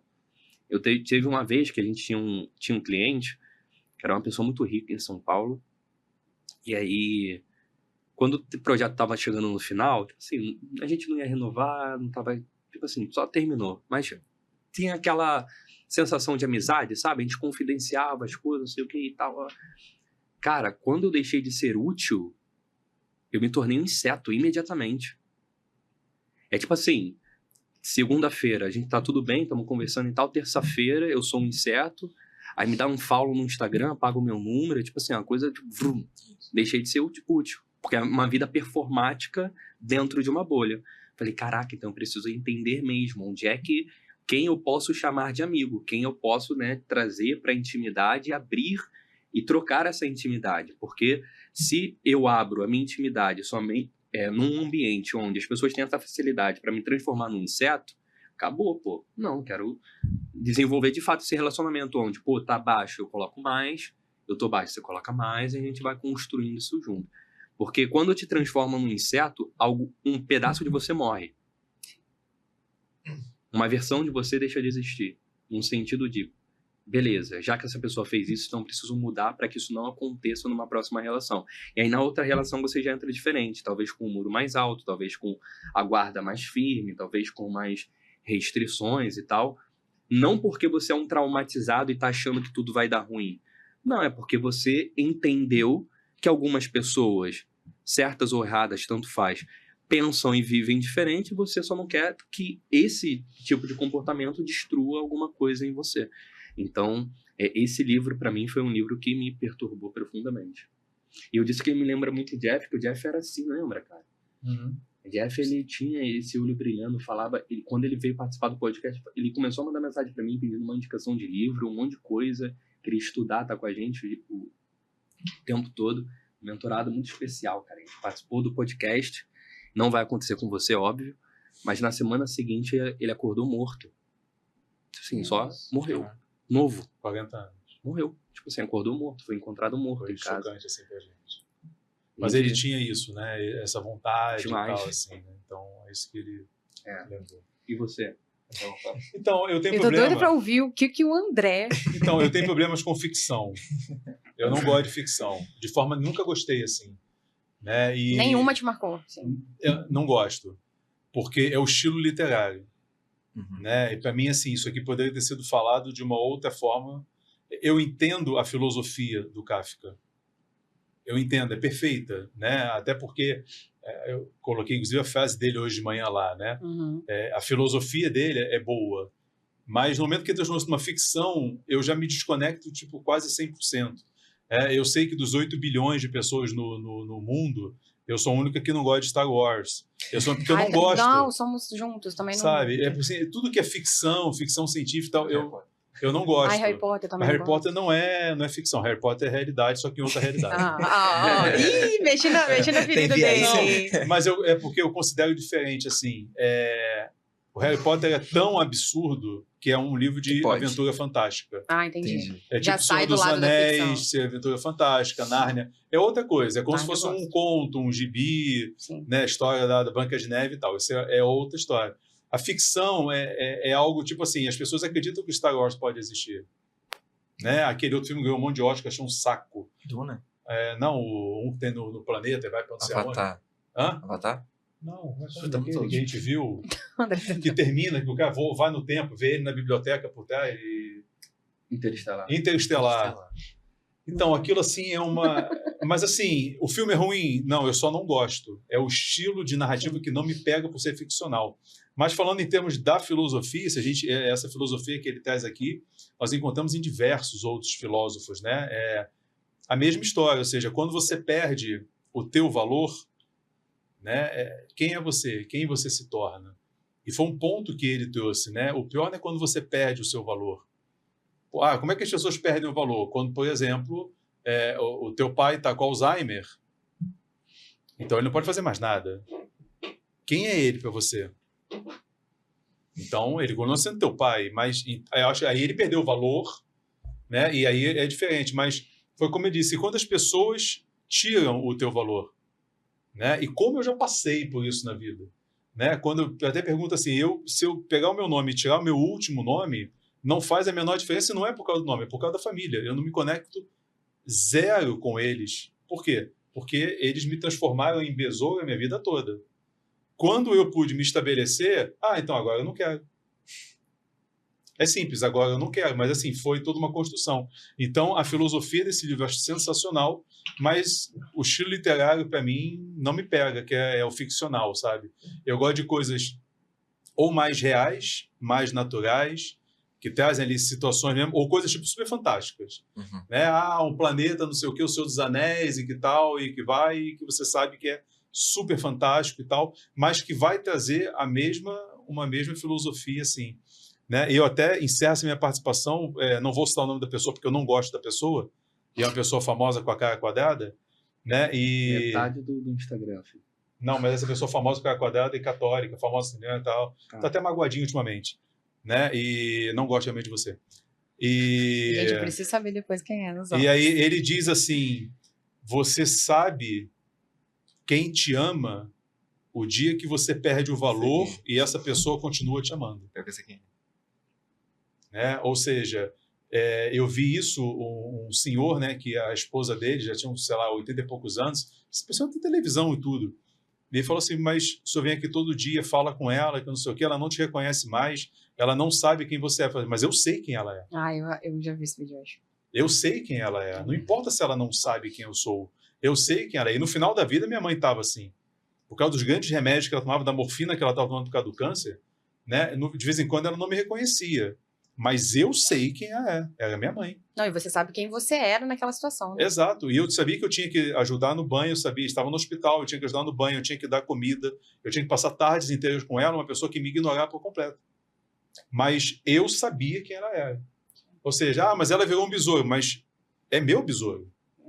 Eu sei quem é esse besouro para mim, né? Então, eu penso que essa filosofia é sensacional e faz te refletir sobre isso. Né? Você às vezes está rodeado de pessoas que estão só usando você. Só usando você. E aí eu passei a cortar essas pessoas da minha vida. Ele sabe, né? Fulano de tal, não sei. E eu tenho uma capacidade ótima. O dia que eu te cortar da minha vida, se alguém fala assim, mas a Thaís, eu vou levar alguns segundos para saber. Porque quando eu corto. É como se a pessoa nunca tivesse existido. Foi a minha forma de conseguir lidar com esse tipo de situação, né? Então, assim, o livro é chatíssimo pelo estilo, mas a filosofia eu acho uma das mais importantes que a gente tem que trazer para a nossa vida. Sim. É saber quem realmente te ama quando você não tem valor nenhum. Você trouxe um ponto muito importante que eu estava discutindo com a Thaís nessa releitura também, que é o lugar do cuidador. Eu, como médico, às vezes, né, sou sempre chamado para cuidar do besouro. Sempre é uma pessoa idosa, que já, né, tá perdendo ali a sua utilidade no contexto familiar, que às vezes está demenciada, e que é isso, é muito trabalho. E às vezes eu acho muito importante eu voltar o meu olhar também pro cuidador, tipo, assim como a irmã nesse livro, ninguém olha para ela o livro inteiro. Os pais dela vão olhar para ela no último da última página, tipo assim, o último parágrafo perceberam que embaixo daquela palidez tinha uma menina bonita se formando, virando uma mulher. E os cuidadores quem tá cuidando desses cuidadores? Você falando do caso da sua mãe, que ela tava envelhecendo e tudo mais, que você Quem tava cuidou do cuidando André, dela. né? Quem cuidou de você, sabe? Quem cuida dessas pessoas depois disso tudo? Porque é um trauma na vida dela. Gente, o irmão dela, que era a pessoa que prometia pra ela que ela ia estudar numa grande escola, que era a companhia dela, que era um amigo dela, virou um besouro. Isso é traumático. E além disso, ela teve que cuidar dele, porque ninguém entrava no quarto. E aí, tipo, a pessoa também passou por uma mudança muito forte na vida dela. Como que tá a cabeça dela? Como que tá o coração dela? Como que ela tá se sentindo? Ela tá exausta. Ela dá sinais de exaustão ao longo do livro. Tipo assim, ela não aguenta mais ter que lidar com o irmão. E as pessoas, às vezes, criticam essa atitude. Meu Deus, como que a pessoa pensa isso? Gente, as pessoas também são humanas. São humanas. Elas se estressam, elas estão cansadas, elas estão esgotadas. Eu vejo esgotamento no olhar das pessoas. Mas eu ainda vejo muito mais o amor. Eu vejo, às vezes, não é nem um familiar, é um cuidador, é um primo que... Um sobrinho que foi cuidar da tia e foi ficando e virou o cuidador principal. Ou uma cuidadora que é adotada como filha, assim, basicamente, no cuidado. E a pessoa não abre mão de estar ali, ela tá cansada, ela tá exausta, às vezes ela tá irritada demais. Mas eu vejo muito amor ainda no cuidado dessa pessoa, entendeu? E eu acho que é uma coisa que a gente tem que se atentar também, que é quem cuida de quem cuida. Foi até tema do Enem há uns anos atrás. A gente voltar o nosso olhar também para essas pessoas. Por mais que o livro fale muito do besouro, também existe esse background de uma família que teve que se modificar inteira para esse cuidado. O pai teve que voltar a trabalhar, a mãe voltou a trabalhar, a irmã começou a trabalhar. E são pessoas que se esgotam ao longo do livro, e no final eles têm esse ar de alívio, que eu acho que as pessoas podem achar até meio sádico, assim. Mas é porque cuidar também cansa. Cuidar também cansa. Porque não é sádico. Quando minha mãe morreu, você chega a respirar fundo assim... Fiz o que eu pude. A minha Entendeu? parte eu fiz, sabe? Eu Pois cuidei enquanto eu pude, amei isso. enquanto eu pude. E é triste, assim, aos 48 anos, jovem e tal, mas te dá um alívio, né? Porque você vê que meu pai estava se gastando, eu estava me gastando, meu irmão estava se gastando. Minha avó, ela era filha única. Então, você imagina uma mãe perder uma filha naquela situação. Quando vai, assim, mas vai vir um luto, mas é um descanso de tudo aquilo e vamos começar uma outra batalha de luto agora. Um descanso mas, até para a própria entende? pessoa que está A própria sofrendo, pessoa, né? pois é. Então, a gente tem que... Eu penso que se o nosso repertório, se tudo que a gente lê, tudo que a gente aprende não faz da gente humano, e aí eu falo humano mesmo, assim, no sentido mais rasgado da palavra humana. Mais importante do que eu ter repertório é eu sentar numa mesa. Mais importante do que eu fazer as perguntas certas é assim, tudo que eu sei, tudo que eu estudo, tudo que eu aprendo, está me tornando humano? Eu estou me humanizando, sabe? Aquilo está me fazendo uma pessoa melhor, mas melhor mesmo, não é assim de inteligência, né? Porque nem sempre as pessoas muito inteligentes são as mais humanas, sabe? Assim, está me fazendo humano. Eu estou olhando para outra pessoa como um ser humano, sabe? Eu posso cuidar dela, eu posso estar junto com ela, eu estou ficando um ser humano melhor. Porque se eu não estou ficando um ser humano melhor, tem que repensar tudo. Repensar todas as coisas que você faz, que você fala, que você lê, que você... Sabe? Tudo, porque eu acho que o grande objetivo da nossa vida é sermos humanos melhores. E se nós não formos humanos melhores, está tudo errado. Eu acho que tá tudo, não tem nada certo. Se a gente não melhorar enquanto ser humano, está tudo errado. Tudo, absolutamente tudo errado. Eu acho que esse livro, ele traz o meu livro preferido, né? O livro da minha vida é A Morte Onde Que Vale a Pena Viver. Eu vou falar isso eternamente. Ana Cláudia é maravilhosa. E ela traz essa questão do cuidador. E o quanto a finitude é um grito para a nossa vida. O quanto a gente tem que pensar... Eu vou falar uma frase aqui, eu acho que não tem problema falar, não. Mas eu uso com os meus amigos, assim. Quando a gente tá muito, assim, olhando, pensando muito... porque fulano falou de mim. Quem limparia sua bunda? Porque, cara, isso não é qualquer pessoa que faz. Mas eu posso pagar o melhor enfermeiro, mas quem teria o cuidado de fazer isso com você com carinho? E de graça. Com carinho. E tipo assim, sabe por quê, André? Qualquer pessoa pode fazer isso. Mas quem que vai limpar, passar um talco e tal? O meu pai morreu com 52 anos. Em 2019. Eu não tinha a melhor relação do mundo com ele. Mas eu não tinha como não estar ali. Sabe? E assim, é o que você falou. Cara, foi um ano doente. Foi difícil pra cacete. Ele viveu um câncer de pulmão, foi horrível. Um cara que, assim, era super ativo, super trabalhador, do nada, muda a vida total, fica em cima de uma cama. Foi horrível. Mas, assim, é aquela sensação de, assim, gente, se fosse eu ali, quem que faria isso por mim? Essas pessoas que importam, o resto não importa. A partir da morte do meu pai, eu falo que quando você enterra um pai ou uma mãe, graças a Deus eu só enterrei meu pai até hoje, a sua vida muda. Sua chavinha vira, assim, de uma forma... Por isso que eu falo que eu acho que um dos lugares mais pedagógicos da vida é o velório. Se você nunca foi, vá a um velório. Até de uma pessoa desconhecida. Vá a um velório. Entenda que a sua vida é aquilo ali. Não tem caminhão de mudança, você não leva nada. Você não leva o tênis que você comprou ontem. Você não leva nada. Mas as pessoas vão levar o que você foi dessa vida. A Ana Cláudia, no livro, ela fala isso. Tem pessoas que nunca vão ter a terceira morte. A terceira morte é quando a última pessoa disse seu nome nessa terra. Tem gente que viva já morreu, porque as pessoas nem lembram. Mas tem gente que até morta nunca vai morrer, porque a gente sempre vai trazer ela nas pautas, nas conversas. Então, assim, eu acho que o Kafka, ele conseguiu trazer pra mim isso, quem eu quero ser, né? E onde eu quero estar quando eu for um besouro. Eu quero estar perto das pessoas que vão ter carinho comigo. Que ainda que eu não veja, que ainda que eu não sinta, que ainda que eu não saiba o que eu tô fazendo. Mas quem tá fazendo vai saber. Vai falar assim, não, mas por tudo que ela foi, eu vou estar ali. Então, acho que com meu pai foi muito assim, e eu acredito muito que a morte é um dia que vale a pena viver. A gente tem que pensar que quando a gente não tem utilidade, quem vai estar com a gente? Cuide dessas pessoas. O resto não importa. Porque a gente acha, às vezes, que a gente tem que cuidar de muita gente. Não, você tem que cuidar das pessoas certas. E tem que cuidar. Tem que cuidar, regar isso aí. Não pensa que aquela pessoa... Ai, o André me ama. O André me ama. Não, ele me ama porque eu também rego a nossa amizade. Desde o momento que eu parar de regar esse tanque do amor, que fala no livro 5 Linguagens do Amor, não vai ter relação, não tem como. Então, assim, quando a irmã, né, que deixou de ser vista aqui no livro, ela traz muito isso. Cara, não deixa as pessoas que estão perto de você não serem vistas. Veja as pessoas, porque no final você só vai ter elas. E elas são o que mais importa. No final, não é sobre você ter dinheiro. Meu pai tinha condição boa pra pagar todos os enfermeiros, todas as coisas. Mas no final, a gente quer ter quem gosta da gente. Uhum. A gente quer que alguém que cuide da gente seja aquela pessoa que assim, não, mas ela sabe que eu gosto, que passa creme no meu pé à noite pra eu dormir. Sabe? Aquele detalhe. Então, assim, eu acho que sempre vai valer a pena ler ficção. Eu já acredito que vale muito a pena ler ficção, porque ela vai te... Talvez ela vai te induzir a pensar coisas que um livro de autoajuda não te induziria. Mas eu acho que pensar sobre o besouro é... E se eu for um besouro? Quem que vai permanecer do meu lado? É E que ele você? conta a ficção na filosofia. Ah, entendi. Entende? É por isso que eu falei, a filosofia dele é perfeita. O estilo é que me incomodou. Essa ideia da terceira morte, pra mim, ela é muito impactante, porque a história da minha família tem um buraco. Minha avó não lembra o nome da minha bisavó. Minha mãe não lembra o nome da minha bisavó. É uma mulher sem nome.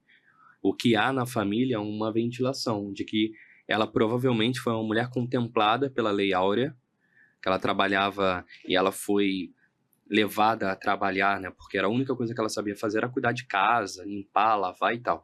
Ela foi, entre aspas, adotada para cuidar de uma família tradicional que tem imóveis entre o Leblon e a Lagoa, Rodrigo de Freitas. E aí, ela tem ela tem 4 filhas, e a minha avó, ela herda esse trabalho dela. A herança que minha bisavó deixa é o cargo na casa, começa a cuidar da casa. E aí minha avó cresce só sabendo fazer isso.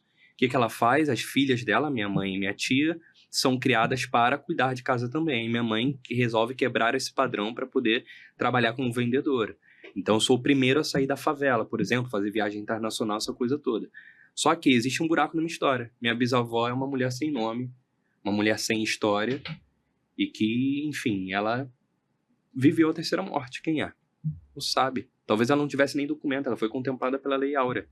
Pessoas escravizadas, contempladas pela Lei Áurea, era bicho, era o caramelo à época. E aí, como é que faz? Por isso que eu me identifico muito com a história de Machado de Assis, voltando nele, porque os antepassados dele também foram alforriados, só que muito mais próximo, né? Muito mais próximo do que minha bisavó é de mim. Então, ele viveu na pele as consequências negativas do período da escravidão. E existem pessoas que, assim como eu vivo as consequências negativas do que foi a escravidão, existem pessoas que vivem as benesses do que foi a escravidão e vivem dos dividendos da escravidão até hoje, que não vão trabalhar pelos próximos 100 anos, 200 anos e tá tudo certo, entre aspas, né? Só que, sem entrar nessa questão num discurso mais social, é preciso ter esse cuidado, vejo eu, por uma questão de sobrevivência. Eu preciso fazer com que o meu nome trabalhe na vida das pessoas. Hoje, não posso falar o dia, né? Porque da gravação eu ia soltar. Não entendi. O que aconteceu? Hoje, no dia que esse dia que você está lendo esse episódio, o episódio está sendo gravado, enfim, você está assistindo, eu tenho plena convicção de que, se eu me tornar um besouro agora, você nunca vai me esquecer, a Thaís nunca vai me esquecer. Gente pesada. Existem outras pessoas, óbvio. Estou falando das pessoas que estão aqui. Não esquecer mais, não. É o André? O André vai esquecer. Agora foi um desafio. Você sentiu. Desafio também não vou esquecer. Mas ele vai cuidar de você, que é o médico. A gente só vai estar lá, Mas eu digo isso no sentido de, cara, o que Deus já me proporcionou de oportunidade para agir e transformar, impactar, seja positivo ou negativamente na vida de vocês, já foi o suficiente para marcar a alma de vocês. Acabou. Vocês não vão esquecer mais. posso ir embora, acabou. Vocês não vão esquecer. Então, eu vejo que essa ideia da terceira morte, para mim, sempre foi muito visceral. Eu não conhecia por esse termo que eu tô experimentando no livro que você me presenteou. Eu conhecia por um dialeto egípcio, de que você morre a segunda vez quando a última pessoa pronuncia o seu nome. Nunca mais seu nome vai ser pronunciado e você nunca mais vai ser lembrado. Então eu falei, cara, eu tenho pavor disso, eu não posso, eu tenho que deixar livre. Eu também, eu quero que a galera lembre de mim, fale de mim. É isso, eu quero que daqui 100 anos as pessoas façam um podcast do futuro falando, pô, João Guilherme. Aquele lá que copiou, Aquele lá, que não leu o livro. Fez a redação sem ler o livro. O André, que odiava Jorge Amado, Capitães da Areia. Não, só o Capitão de Areia, agora o Jorge Amado, pelo amor de Deus. Não é um problema pessoal, problema com a obra. Só com a obra, o Jorge Amado é legal. Então. É amado, entendeu? Era amado. Era amado. A sorte era que ele era amado. A sorte que ele é amado, é isso. Boas reflexões. Ai, terminamos, né? Num clima... Tô até cansado agora. Já terminou, já? Baixou o astral, Apesar de você assim. saber qual é a ordem das coisas, né? Fica só essa frase aí. Assim, você tem mais Não, você sabe qual é a passado, ordem das presente, coisas, é isso. futura. Mas vamos lá. Não ia acabar dessa forma, né? Jamais. Como eu comecei com ele, agora... Thaís, dos bastidores literários. Ó, Lente da Verdade. Seu recado final pro povo que está assistindo aqui durante 1h30 já. Comece pelo livro que você tem, mas comece por algum livro. Isso vai mudar a sua vida. Se você pode guardar só uma coisa esse episódio inteiro, pegue um livro que você precisa ler. Seja o que está na sua estante, seja o que você viu na livraria, seja o que um amigo te indicou. Mas pega esse livro e leia. Eu tenho certeza que você vai ser outra pessoa. E se eu posso te indicar um livro também, vou aproveitar e puxar a sardinha aqui. A Morte é um Dia que Vale a Pena Viver, da Ana Cláudia Quintana Arantes. É o livro da minha vida, eu indico para todas as pessoas, eu apresentei todas as pessoas. Eu te garanto que você vai gostar muito. Porque sempre a sua vida pode mudar com uma leitura. Acho que é Pode isso. ser, inclusive, gibi da Turma da Mônica. O que importa Não, Comece pela Morte é melhor do que gibi, gente. Doutor André Ferreira, agora é sua vez de olhar ali, ó. Pra Lente da Verdade. André Beltrão. E deixar seu recado. Bora. Eu falei até mais cedo aqui, né, do Saber Áudio, que é o Ouse Saber, que o Kant escreveu. Eu acredito muito nisso. Acho que a gente tem que procurar essa maioridade de pensar por conta própria e, enfim, ter essa autonomia. É isso, é meio ET Bilu da minha parte, né? Uma coisa meio busca de conhecimento. Mas eu acredito muito nisso. Eu acho que ser curioso é uma coisa que dá tesão na vida. E é isso, seja curioso, procure se conhecer, tenta entender quem você é. Não necessariamente você tem que ter uma resposta na ponta da língua. Minha tia Daisy vive me perguntando, André, quem é você? E eu adoro quando ela me faz essa pergunta, porque cada vez eu vou incrementando mais essa resposta. E eu ainda tô na busca, e é isso. Acho que a gente ser curioso é uma coisa que leva a gente a um passo à frente. É isso, seja curioso, tenha curiosidade de saber quem você é, o que você faz, o que você quer. Tudo bem, então você leia qualquer livro para começar e seja curioso. Eu quero muito agradecer vocês, a presença de vocês aqui. Foi muito bom bater esse papo. Passou voando. Depois eu esqueci que tinha câmera, que tava gravando. No começo Mas aqui no terceiro eu peço gaguejei. música. Da terceira vez, eu vou pedir música. Você vai ter que cantar música. Eu canto, vou treinar. Vai dando confiança. Vou treinar. Aí é o último podcast assistido nosso, depois que ela cantar, né? Ninguém assiste mais. Muito obrigado por vocês estarem aqui e compartilhar com a gente tudo isso que vocês compartilharam. Foi muito bom. Passou voando esse tempo, né? Falei, eu vou dar uma olhada na hora. Falei, meu Deus, já foi 1 hora. Né? Foi muito bom, foi muito rápido. E se você quer aprender a criar narrativas como essa, ou se posicionar como esse povo aqui todo está fazendo, dá uma entrada lá no nosso site, www.anjocomunicação.com.br. Veja o que a gente faz, manda uma mensagem, entre em contato, que a gente está aqui também por você. Preto, seu recado final agora, sua lente é aquela ali. Ó. Boa. O recado é o seguinte, leu um livro, um trecho de um livro, e gerou um incômodo, do tipo, eu poderia fazer isso aqui, eu poderia ser isso aqui, eu poderia ser como esse personagem. Não tenha medo de mudar, não. Muda. Vai lá, cara, o teu corpo tá envelhecendo. O tempo, a passagem do tempo é o envelhecimento da matéria. Você vai morrer. Acabou. Tipo assim, viu que, dá pra ser mais gentil? Então seja gentil, ainda que pareça forçado no início, depois você consegue, vai se tornar natural. Só vai. Meu povo, você está aqui, não está aqui? Conhece o nosso canal aqui no YouTube, Ninho Narrativo. Se você caiu de paraquedas aqui nesse podcast, ao terminar, você pode dar uma olhada. Esse é o episódio número 20, o que significa que tem outros 19 episódios muito bons também, que vão te engrandecer demais, assim como esse, além de outros vídeos. Me despeço de você e o meu recado é o seguinte: leia. Mas se não quiser ler o livro que falou, leia a Turma da Mônica. É isso, leia a Turma da Mônica. Leia Metamorfose, Leia leia qualquer coisa. As 5 linguagens do amor. As 5 linguagens do amor, leia até jornal. Né? Mas O que importa é você sair de onde você está e buscar um lugar diferente. Combinado? Combinado, ó. Beijo no seu coração e a gente se vê no próximo episódio. Valeu, Valeu. povo.